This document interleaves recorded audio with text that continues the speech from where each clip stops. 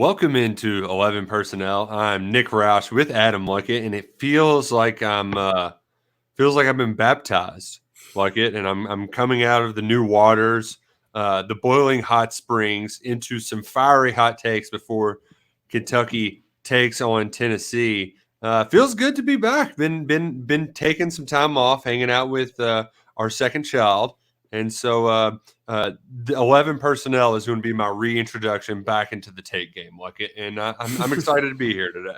Well, we're glad to have you back. It was a little weird last week. Think I've missed an episode before, but I don't think you have. So I think that was a first. Yeah.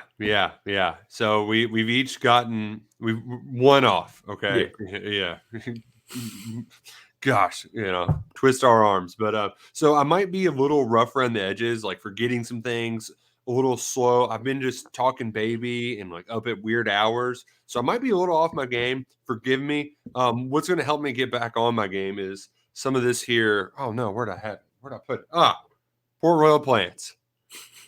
They're our proud sponsors of 11 Personnel. I did the thing, look at the other day, where I went to the zoo and had the baby strapped to me the whole time, and I'm like, oh, this is no problem walking the zoo. Just a couple miles with a little. Oh no! Afterwards, we're getting some Port Royal Plants balm all over the back. Got to stretch, man. And even the stretching, like I'm just out of it. So it was a wake up call for me. Port Royal Plants, they'll wake you up. Bluegrass Base right there in Henry County. Organic Kentucky Proud products. Check out their CBD products today. Whether it's the balm that I'm a big fan of, they've also got. I need to try the Epsom salt bath, like it. I haven't done that yet. That might be a treat yourself kind of night at the Roush House. Taylor's done that with some Port Royal products. At our house. So, she's a big fan. Support Royal, awesome. You do something right. Visit portroyalplants.com and try it out for yourself today. Luckett, I was having this conversation with our producer, Steven, beforehand, and I actually think that, as they say, the bye week came at the right time. Baby really came at the right time because not only was there bye week, but Tennessee they do something to me, Luckett. And, like, there's something about the volunteer fans just because they are collectively the dumbest humans to walk planet Earth. There's no doubt in my mind that is a truth. And it's something about them. I never met my grandfather, but we shared this feeling. He wouldn't allow you to wear orange in his house. He'd say, get that orange Tennessee bull out of here. Like it was very much a hated. Like some people are like that with Louisville, but like we're in Louisville. We're amongst them, So like we know plenty of Louisville fans. And for the most part, they'll go back and forth with you, but they'll eventually come back down to earth. Tennessee fans as a whole are so delusional. And the fact that, like, they can only be nothing but jerks at all times, I just have no problem putting them into a big pot and generalizing them as the worst humans ever. And frankly, it's been healthy for me to not be diving so much into this Tennessee this week because we're just watching them in that LSU game. I was fuming because they had no business doing what they were doing. It was all self-inflicted mistakes. And Luckett, I hate how much I've watched this team this year. It might be like a problem I have, or like a self-loathing thing where I'm like the dude on the Da Vinci Code who keeps whipping himself, right? Like that's me getting mad watching teams mess up against Tennessee this year because it's happened a ton where teams are just making stupid mistakes in inopportune moments, and Tennessee is taking advantage of every single time. Yeah, it's created this interesting dynamic here. I think just the opportunity here, I think, is very unique for Kentucky. She came into the year; these teams were kind of right there. Like you go back to media days, they were. Who's number two? Is it Kentucky? Is it Tennessee? It's just separated by a few votes too. I think Kentucky was like a dozen more votes for second place. They've both had transfer quarterbacks year two in the system. Tennessee's kind of taken off like a rocket here with mainly their offense, Hendon Hooker. They've won some close games. I talk about one possession wins all the time. They've got three of them. They're 3-0 in one possession games. It's kind of allowed them to get to where they are, and now many in their fan base, and rightfully, that you beat Alabama, you're feeling pretty good about yourselves. They're all think that it's like 52-20, 48-17. Yeah, A yeah. lot of people think this is going to be, they think it's Tennessee's wearing their black jerseys, black helmets for the first time. This is going to be kind of a statement game for the Vols as they go and play Georgia in the biggest game they've had in a long, long time in November.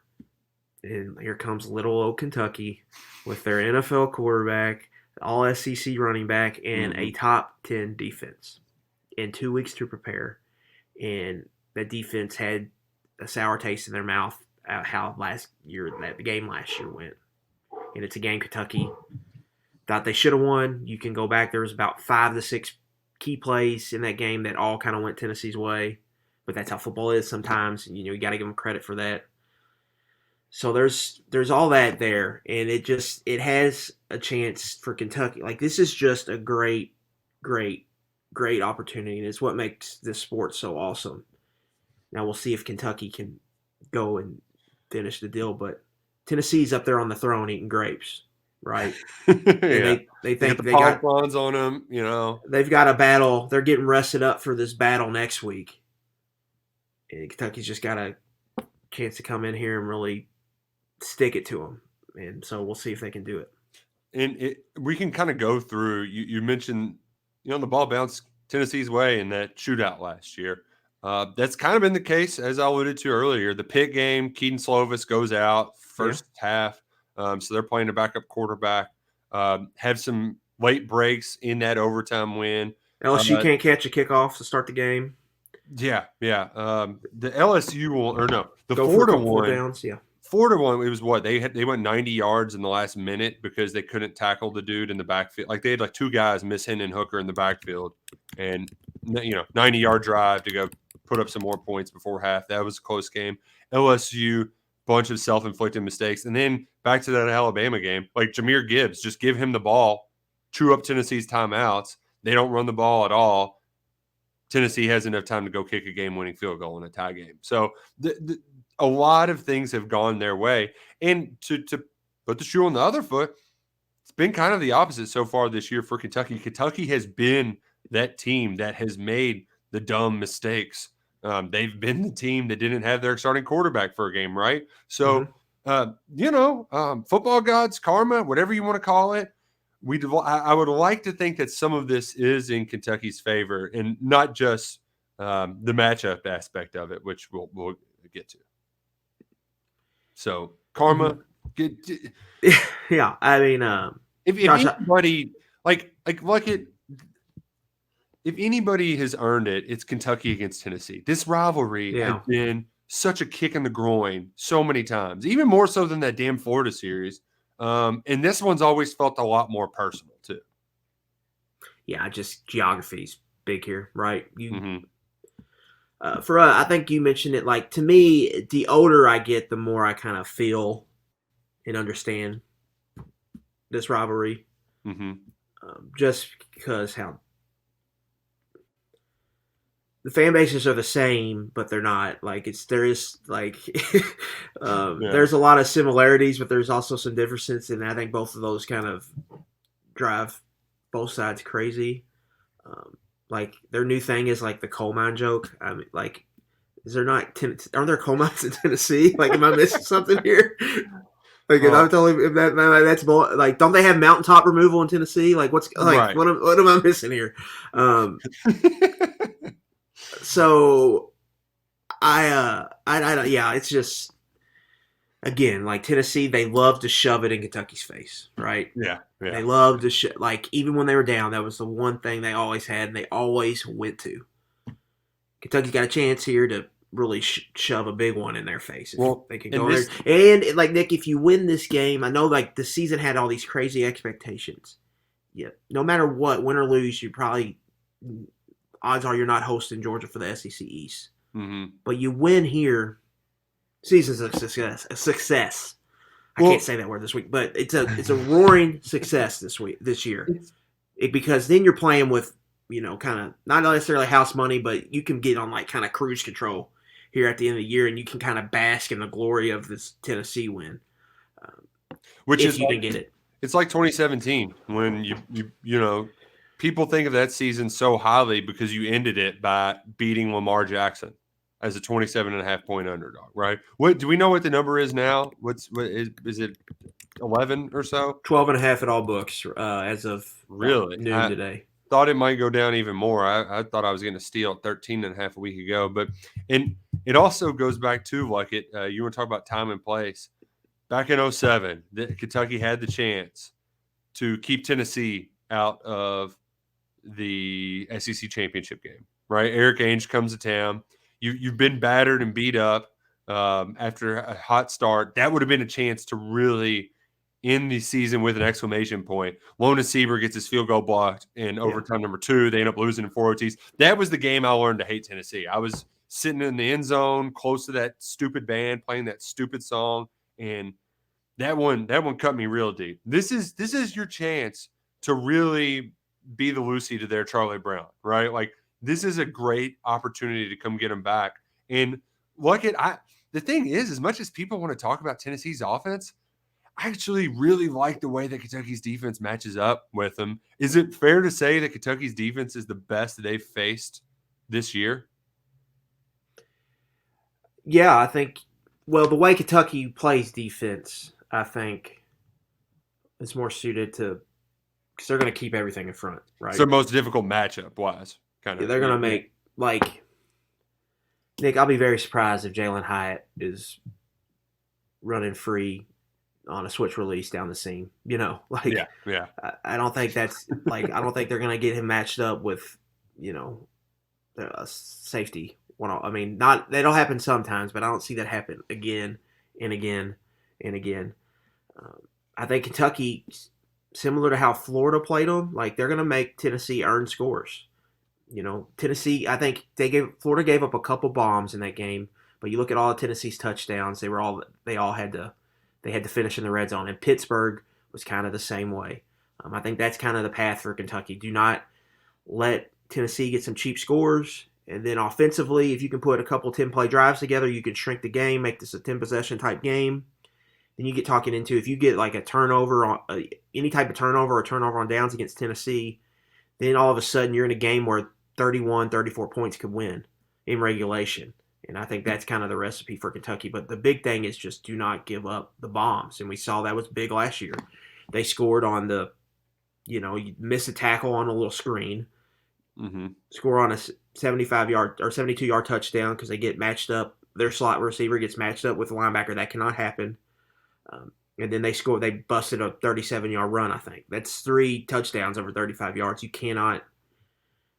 got to make them earn their scores. And they're great in the red zone, yes, but you have to make them earn it. Because if they're having to earn those scores, then they're having to run more plays, then there's less possessions. And I think if there's less possessions, that's playing into Kentucky's hands.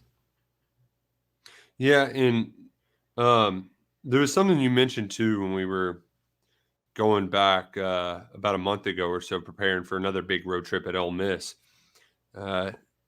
The tempo and the looks, like Carrington Valentine last year when he was getting roasted, I know Stoops doesn't like, this is a different team, but like they learned a lot in that game last year. And that was the first time they had ever seen and had to face teams truly out on an island when they're split. And when we talk about splits, Tennessee's receivers line up, 5 yards from the sideline. They're not close. They try to use space as much as they possibly can. Kentucky got a lot of looks they had never seen before last year. They've upgraded in the secondary. And then this year they faced some of this tempo before, right? And in that game was all about weathering that early storm. And the defense did. The defense did what they had to win. It was the offense that didn't come through and had, 3 scoring opportunities late, and they just didn't get anything out of them. Turnover on downs, turnover. It feels like this is a pretty similar game, just with a much more efficient, talented quarterback that really can, it just be as aggravating and as frustrating as possible. Because not only is he efficient, he's not going to make a ton of mistakes throwing the football. Where he really, really is going to aggravate me is his ability to shake off tacklers, right? Like he's a big dude, And I don't remember him. Was he that big in the Belk Bowl? I don't remember that. I don't remember that at all. He felt like a skinny, scrawny little guy, and now he's just throwing dudes off and then running 30 yards down the field. Yeah, I thought Bill Connolly had an interesting stat regarding that. Tennessee ranks, I think, second in the FBS in scramble yards. So that's pass play, breaks down, quarterback runs around like Nick's talking about there with Hendon Hooker. I'm pulling that number up right here. They average 42.6 run yards on scrambles, which is fifth in the FBS. Florida ranked third, but Anthony Richardson got 4 yards against Kentucky. Kentucky overall allows just 12.7 scramble yards per game. So, like, Kentucky has been very good against quarterbacks that try to get out of pocket and make plays with their legs. They've been a very good tackling team. They've been a very good team defense team, so everybody kind of in their right spot doing their job. So for me, I think that's like if he's having to move around and scramble a lot, I think that's probably a good thing, right? If he's scrambling, that means he's not throwing the ball deep to me. And that's the most dangerous thing they do. Really what you kind of want to force them to run the ball, but you need to be able to be efficient in stopping it. And if you can do that, I think you could have a good chance. To me, like the front is huge in this game. Like Justin Rogers, Deion Walker, Square, and however Kentucky decides to fit the run, that's huge. Because when they really get you in trouble is when they get that balance and they can get that play action game going. Then maybe catching you trying to sneak a guy into the box to stop the run and throw it over your head. So that is very important. But overall, I'm just like, how does Brad White match up this year? Like, what are the wrinkles we see from him off the bye week? Do they go maybe to more like, do we see 6, 7 DB packages? Like, how does he incorporate? Because you want Walker, Wright, Weaver, Square on the field, right?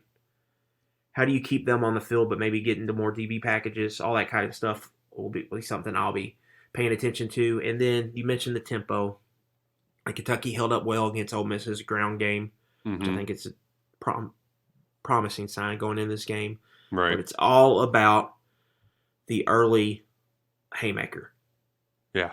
Josh Heupel's got 15 to 18 plays he wants to run early in the game. He damn near, I think he scored 21 points off those 15 plays last year. Yeah. Kentucky didn't see the full script until they got into the second quarter, in my opinion, with what he wanted to do.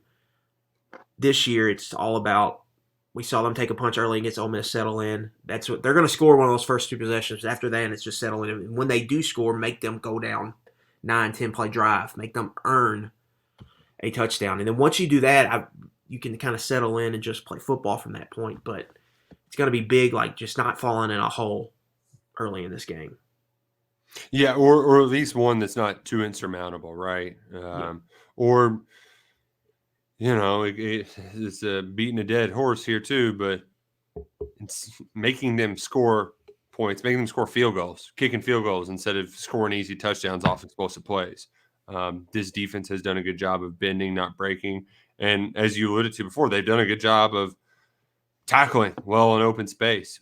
That was the key to winning against Mississippi State, and that's exactly what Kentucky did, which, I didn't get the chance to really bask in that victory. That was nice, Luckett. That was a good, like, okay, we're bouncing back. We've got our swag back here. Maybe I think you'd have to say more so than the offense than anything, right? Because it's been a while. I still don't really know what to make of this offense. I like that last second half, but they kind of did some of the same old in that first half against Mississippi State, where it was, oh, this is really promising. This looks good. Oh, let's shoot ourselves in the foot. Oh, let's make another big mistake. So we wanted to see that momentum carried over from the Florida game into the next game running the ball. Didn't happen. You want to see that momentum from the second half of Mississippi State carry over in spite of the bye week, because Luckett, as desperate as this team needed a bye week, we all know that the game after the bye week has never really been kind to Mark Stoops' Kentucky football teams. Yeah, that's true.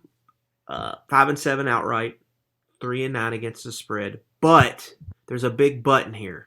They've never really had a game like this to look forward to off a bye. You know what I'm saying? Like, what the only thing comparable to me would have been 2014 going to Louisville at the end of the year. It's kind Yeah. of like a big opponent that you're ready to play, a rivalry type game. And they went and played one of their best games of the season that year. And so covered as a double-digit dog and had a great chance to win the game in the fourth quarter.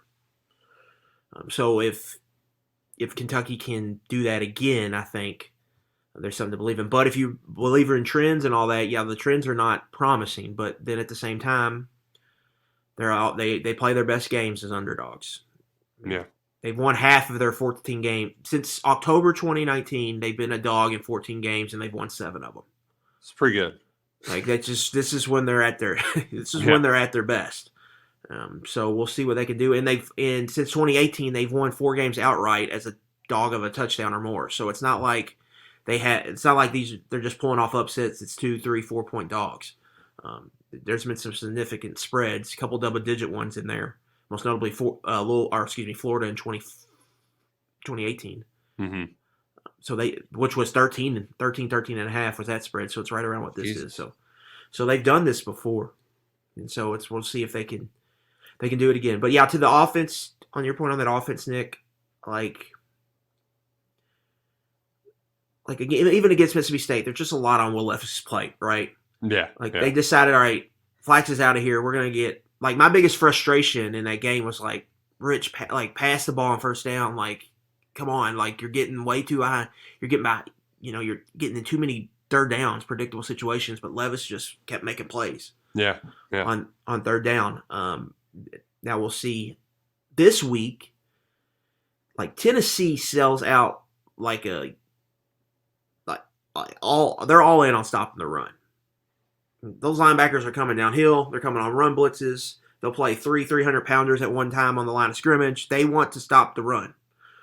And that's what Kentucky wants to do. And you got to think this game plan is going to be a lot of 24, running the ball with efficiency, moving the chains, yada, yada, yada. But the real weakness is this Tennessee secondary. So you're going to have to throw the ball. To me, what does that look like? How do they take advantage of that aggressiveness? How do they kind of scheme this up? Because there's no getting around. Levis has to have a really good game. Yeah. To win Saturday. And you got to lean on him to make plays and these receivers to make plays because they're going to get man coverage, going to get one-on-one. And you go back to 2020, the reason Mark Stoops changed his offense was because Kentucky could not beat press man coverage. The thing with this offense is should make it pretty. They should have to find ways to beat this pretty easy and to get chunk yardage if teams want to play you like that. So let's see that kind of play out. And here's the thing too, Luckett, is I'm excited and also worried about our guy Barryon Brown because he is how do I put this? He strikes me as the type of guy who really wants to stick it to Tennessee because they desperately want him, but it was almost like they didn't really recruit him at the time. It was a very odd relationship between the two, and now they would love. They're going to be talking on Saturday how he needs to come there out of the portal. But the thing I worry about though, it's kind of like the South Carolina game where he was almost trying to do too. I just don't want him to do too much because I think he can be as awesome as he was in that Ole Miss game and earlier on in the season. It's just I just don't want him to try to do much. Let the game come to you, Barryon, and you're going to make your plays. You're going to run by some dudes. Just make the routine. Dane, I'm something about him lead me to believe he's a gamer. Do we have a good sense on if Tavion Robinson will be available or not? Yeah, they've pretty much said Will Levis wouldn't say it yesterday. It was kind of like coach speak. It's good to have him back out there. We'll see, but it's kind of trending in the right direction. Mark Stoops wouldn't say it specifically, but he kind of alluded to it, and then Barryon kind of went on, yeah, it was good to have him back out there. So, yeah, I think, he's playing. Good. And then they think Flax, it sounded like Flax maybe isn't practicing. This is just me kind of reading in between the lines. But it sounded like he's trending towards playing. Maybe he's limited in practice, but I think they think he's going to play. But Tavion, it sounds like for sure is going to be out there on Saturday. Great to hear. And I believe this is going to be the return of Cedric Tillman as well for Tennessee. we'll see. They've been very weird about that kind of like Heupel. You all think Stoops is bad. Heupel, like, it's very very vague about injury news, and we'll see. Like he had a high ankle sprain, Nick, and you know how those are. Mm-hmm. He went and had the Tua surgery, and it's just he hasn't been able to practice. It's kind of what seems like I've discovered until he practices. Tennessee's not going to let him play until he practices. So that's what it kind of smells like. So if we don't know, like if we don't hear anything of it, like him practicing this week, to me, he's probably out. He's probably going to be out another game. But if he does play, I'm interested to see how that can maybe balances the scales. Well, if it could junk up their operation at all, because they got such a good rapport going with Hooker and Hyatt. And Tillman was such kind of like their target monster before. Like you turn on the pick game, I think Tillman had like 15 targets. They were looking to him a lot. Right. And he was one-on-one with MJ Devonshire a ton in that game. Devonshire won some, and he also lost some.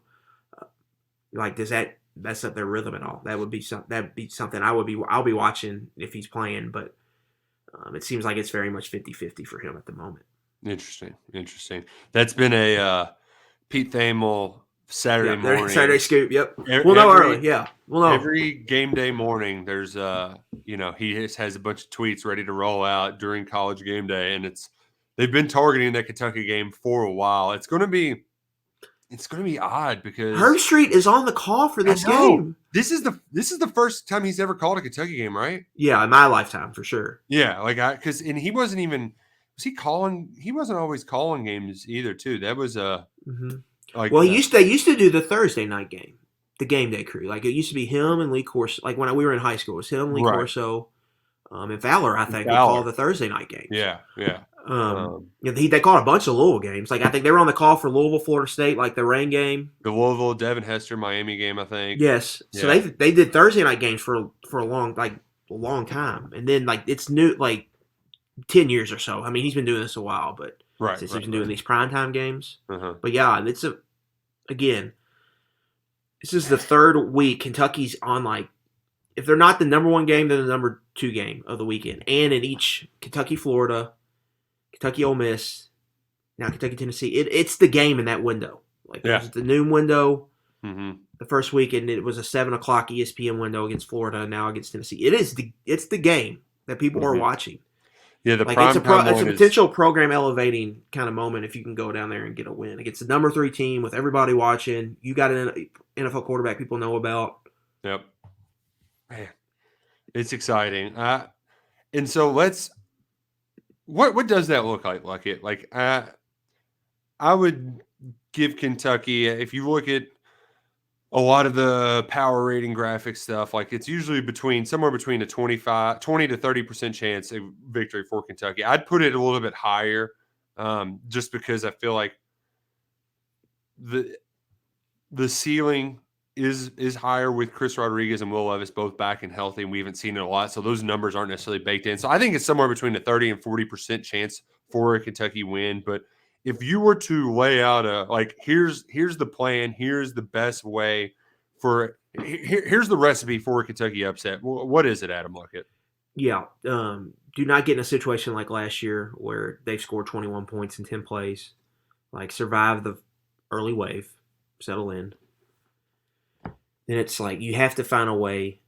If you don't necessarily have to win the turnover margin, but you have to be your turnovers have to be like arm punts. It's the flip. Well, I'm talking about your takeaways. The teams were split last year, but Tennessee got the pick 6, right? So it was totally different than Kentucky's turnover. Or if you get a key, I would throw like key situational turnover downs in this. You have to get like some big plays, whether it's a red zone turnover on downs for Tennessee, or you get them like a fumble when they're backed up, give your offense a short field. You have to find ways in the turnover to kind of tilt this game your way. And then offensively, it's going to all be about finishing drives this week, Nick. They're going to move the ball in this Tennessee defense. They're going to have success. But what they've been really good at 2 things: stopping the run and getting stops backed up on their side, on the wrong side of the 50 for them.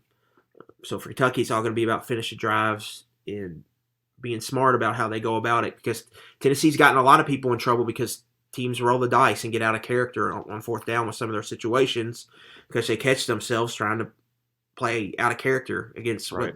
an offense they're scared of. So Trying to Kentucky, you catch just up. got like early, like the best thing Saban did, I thought early in that game was just like kick that field goal. You know, and that's what Billy Napier didn't do that, and that kind of cost Florida later in the game. Like you cannot, especially early in this game, just get points, just settle in, play football, let the chips fall where they may, and then figure it out.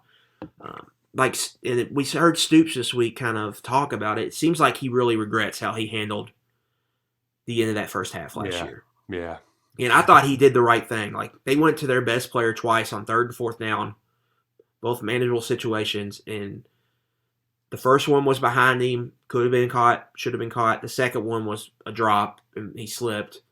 Like, those are two plays Wan'Dale Robinson made all year last year, and he just didn't make them in that critical spot, and then it gives Tennessee – I mean, it's a 6-point flip right there, and it's potentially, you know, Kentucky could have kicked the field goal, went up 3, scored a touchdown on a half, they're up 10. And then Tennessee's chasing 2 possessions the rest of the half, and they had really no success stopping Kentucky all game. And so that – you know, I think he kind of – so how does he kind of handle just the game management aspect of this? But and we heard Rich Gangarello talk about it. It's about points per possession this week. It's about finishing drives. And can they finish? See, and that's where that's the question. Yeah, that's a huge question. Can they do it? What? But they did it last – like, the thing is, if you got them in the room, they would be like, well, we've been able to finish drives since we've gotten 24 back here with Will. We just haven't seen it a lot. But weren't there, 4 first-half possessions against Mississippi State that got inside their own territory, right? Like, and they just only got 3 points out of it? Penalties. I mean, penalties kill them. Yeah, just don't be dumbasses. Finish drives. Like, that is the biggest difference between Liam Cohen and Rich Scangarello's offense is year 1 to year 2. Obviously, you've got cash cows. You're spreading the ball around a lot better. You had Chris Rodriguez all last year. But personnel aside, where the production comes down to, it's all that red zone efficiency. Kentucky's still pretty darn good at converting third downs. Yeah. But they were outstanding at finishing drives last year, and it's been horrible this year. It's just been downright pathetic. And it doesn't look as bad as it could be because it's not always the drives are stalling out in the red zone, right? It's like around the 35 or 40-yard line. But you're still in scoring territory. Mm-hmm. They have got to turn those into touchdown scoring drives. Like that is what this whole thing is about, because I do have enough faith in this defense to stymie Tennessee quite a bit. You know, I don't think things are going to come as easily as they have before. I think Kentucky can successfully make this a limited possession game, but they got to make the most out of those possessions. They cannot leave points off the scoreboard. Yeah, you bring up a good point. CFB Graphs has kind of got a metric for that. They're 45th nationally in like creating either scoring opportunity or scoring on an explosive play, but they're 87th in points per scoring opportunity, Nick. Yeah, so like bad. What you're saying is right now, and where Tennessee's defense is what I'm talking about. They're 113th in giving up scoring opportunities, but their defense is 13th in points per scoring opportunity. So they're just getting they're waiting until they get backed up to get their stops. So they're giving you room to operate. But another key to this game to me, Nick, is like field position. Against LSU and Tennessee, field position was such an advantage for Tennessee early in this game to build an early lead. They got to play with short fields, and they got to get up, and they got to set the tone of the game and the tempo of the game. Kentucky cannot. We've seen it be kind of an issue with the kicking game and whatnot. They cannot let them flip the field. Like if Kentucky gets backed up, they got to get first downs, get out of there, and get a good punt off at least. And your offense can't put your defense in bad situations. We've talked about it a lot. They've done it consistently. Mm-hmm. And how about this? Do not give up points in an SEC game that aren't directly tied to your defense. Yeah. Florida, you give them a red zone possession, and you give them 2 points off of snap. Okay, you go to Ole Miss, a safety. Missed PATs, missed field goals. Missed field goals are going to happen, but yeah, all right, the PATs and all that. You go to South Carolina, You run the reverse. You give, really, you almost gave South Carolina 14 points off the bat. You had the fumble reverse, and you had the block punt. And you only gave up 7, so you could have been worse there. And then you go to Mississippi State, pick 6. Like, it's special teams and it's offense. They cannot give up cheap points to Tennessee. Last year, that's what cost them the game. You could say the biggest impact of the game was that pick 6. And that cannot happen in this game. No. You cannot give away points. You need to be the team that, if any team steals points, it needs to be you in this matchup to have a legit chance to go win this game. Yeah, and going back to your question to Stoops a few weeks ago about special teams, like, you need to have a good special teams game, even if it's not a disastrous one, right? Like, none of those like Max Duffy at Georgia shank putt. Like, just play sound. Like, you don't need to be miracle workers. Now, it would be awesome if you could get a Barryon Brown miracle worker, right? Yeah. Like that. That's the kind of play that flips the momentum for an underdog and gets the stadium a little bit nervous. You can make a difference in special teams. Well, this guy, Paxton Brooks, Nick, their punter, has punted 14 times this year. He hasn't been able. 9 were in the first 3 weeks. So since middle of September, he's punted 5 times. Once against Alabama. Sheesh. He hasn't got a lot of work. Like, if you had a punt block in this week, it'd be time to unleash it, because they just haven't seen that group hadn't seen a lot of action. It's like Max Duffy at Cardinal Stadium, right? And he's just not doing a whole lot. So that would be the time for it. So I wouldn't be surprised if Kentucky, everybody's focused on the return, right, with Barryon Brown, even Robinson. Maybe they try to steal one with a punt block this week. I'd love to see it. It would just bring so much joy to my heart if Kentucky was able to steal one from Tennessee, because it really would wreck their dreams, and it would also make this game a rivalry. Even though Kentucky's been able to rattle off a couple wins under Stoops, that game in 2018 was devastating. You had everything going for you. That was their worst team in forever, and you still let them beat you. Like, this is a game. 2019, the Lynn Bowden, like, 4th and 1, and he just gets tackled right there by that. And I can't remember that linebacker's name now. That was Daniel Batuli. Batuli, yeah. You just 8 tackles for breakfast, lunch, and dinner. Like, you've been so close over the last decade, and you've had a better record than them, but they keep beating you. Like, making this a rivalry, I think, is very important. And this gives you a lot of rivalry capital, right? Like, this would go a long way in, so you got rid of that Alabama curse? Well, now you got a Kentucky one on you. Yeah, it's just college football is great for these moments, because the best thing college football has, in my opinion, is the rivalries. Mm-hmm. And a good thing about rivalries is, like, when your opponent has a dream season, you could be the one that can end it, right? Pitt 17-6 against West Virginia, right? Yeah, so like they have it, or not even just end it, but like, say a team has a really good season going and it just takes some shine off of it because you lost to school down the road or whatever. Kentucky's got a great chance here to really kind of, Tennessee's on the up and up, and just kind of stick it to them. And it would, in their house, in a big window. It could be a program elevating type of win for Kentucky. It'd be the biggest story in college football this weekend, without a doubt. And so if they can do that, like, it would be so good on so many fronts. It would create so much buzz and juice, I think, for the program. We talk about, like, you need that signing day is, like, coming fast.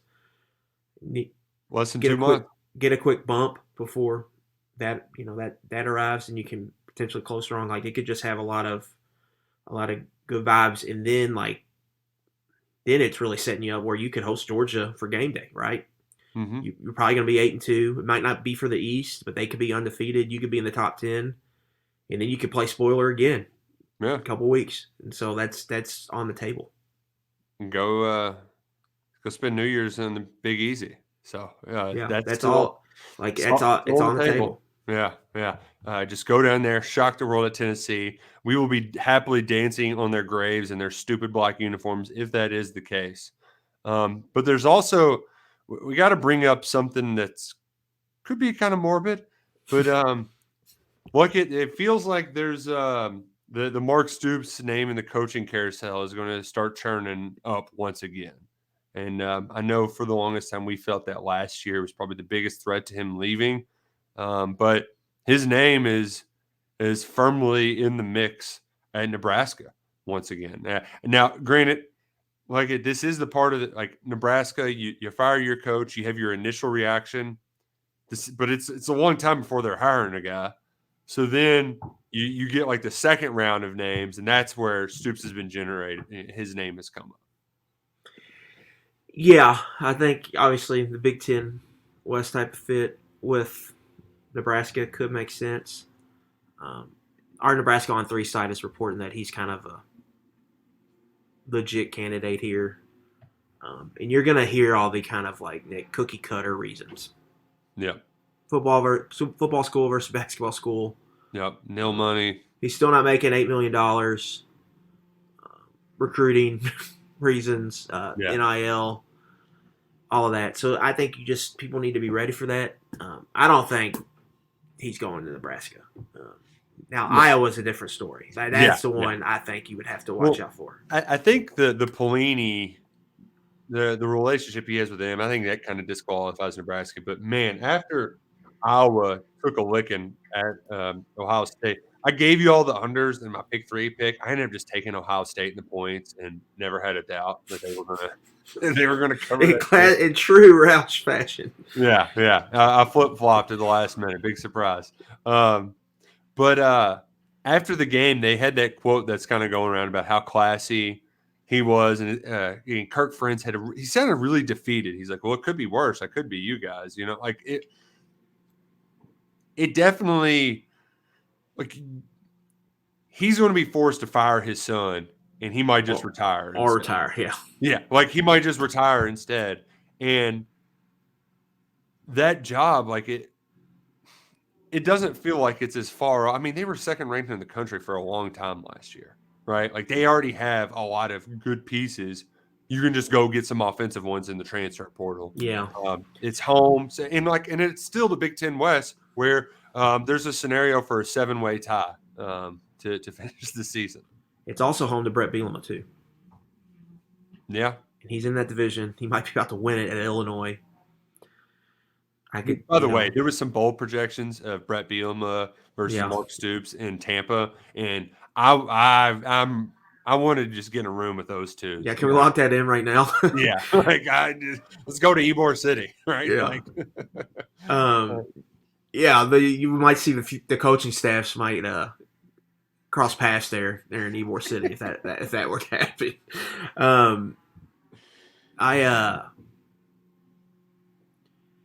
Here's the thing with this, I think you very much see this play out as leverage, negotiation leverage. With Iowa, it's just one to watch. Like he's been at Kentucky 10 years. Does he just want to change? Right. It's Iowa, it's special to him, all that. Nebraska, it's just that's a rebuild. Nebraska's got a lot going for it. It's in the right division in the Big Ten. It's in a big, a bit like being in the Big Ten SEC matters. I think moving forward, but there's just a lot of stuff there you got to get through and siphon through. Where more Iowa's more turnkey to me. Coach can go in there and they have it kind of set what it is and how they operate. Where Nebraska it's a lot of moving parts. See, in Nebraska feels more like you've already done that at Kentucky. You know how hard it is. Do you really want to go through that again?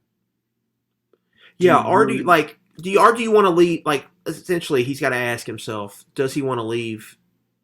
Where he's got the same, literally the same possibility as of right now to, win a division title and potentially get in the playoff.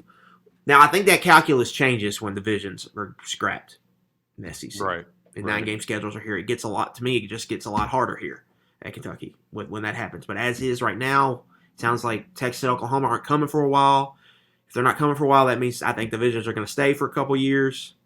You got a really good recruiting class. You might want to Yeah. see that through. And you've kind of got things cooking here. It sounds, doing a little digging, they feel and Rich talked about this last week. They feel confident that they're going to get a good quarterback, and and they've got, like, you look at their roster, Nick, next year and the next 2 years, they're in shape to be really good.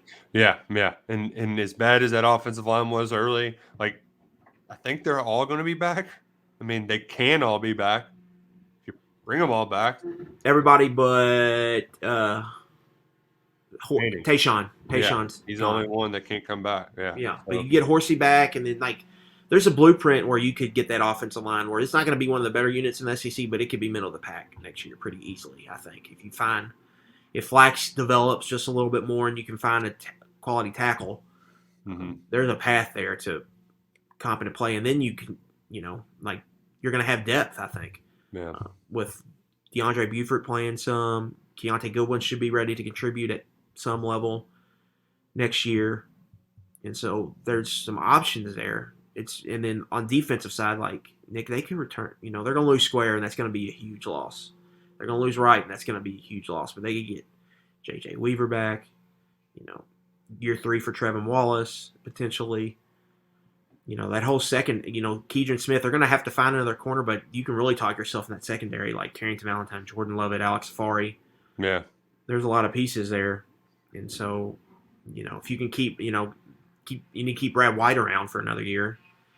Because Saturday quietly could be like the Brad White moment. Like, that could be the moment where people, win or lose, I think, if they go out and play well against that Tennessee offense, everybody's going to be like, who is that guy?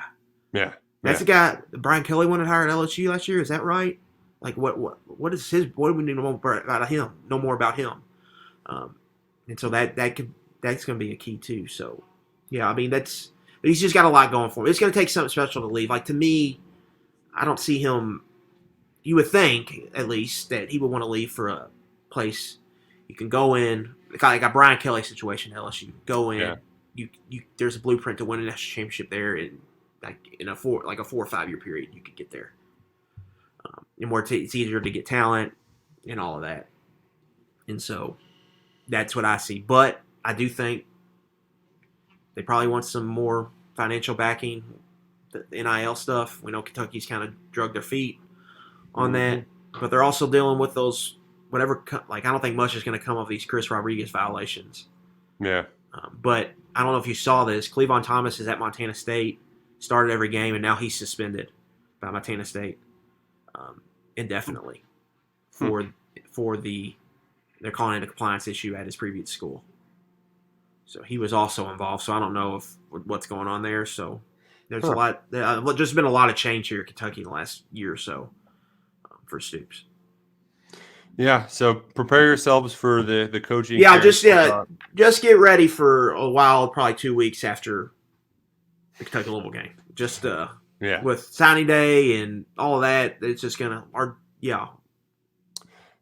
football season won't be dying at that point. Sure. I'm pushing my chips to Brad White if that does happen. Oh yeah, right? Yes, I'm already on that train. I think it's a pretty easy decision, personally.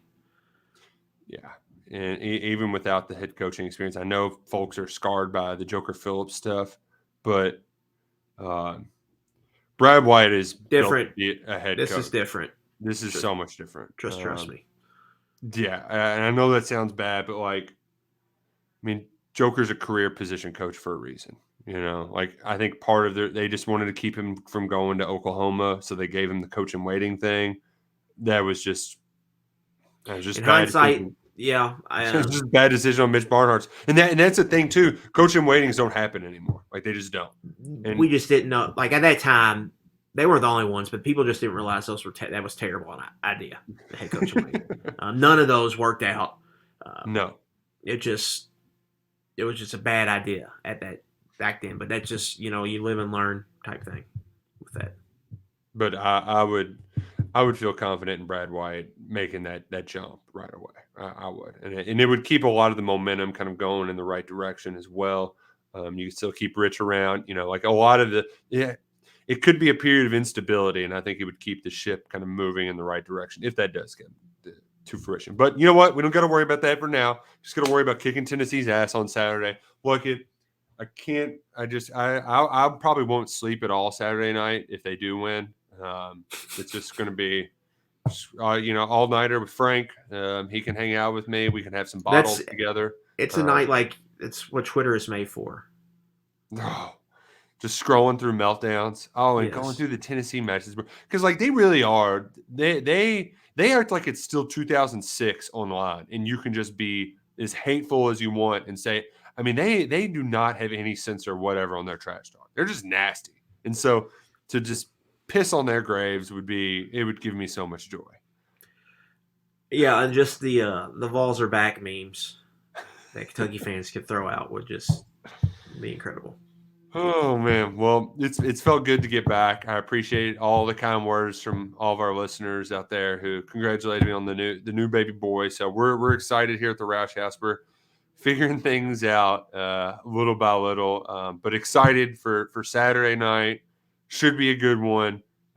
Excited to throw some more Port Royal plants on my back, carrying this kid around all the time. Really need it. So check them out, portroyalplants.com. And as always, subscribe to our YouTube if you have not yet. Subscribe, Apple Podcasts, Spotify, wherever you get your podcasts. And let's go get this W. All right, go Cats, beat Tennessee, and go Crokery.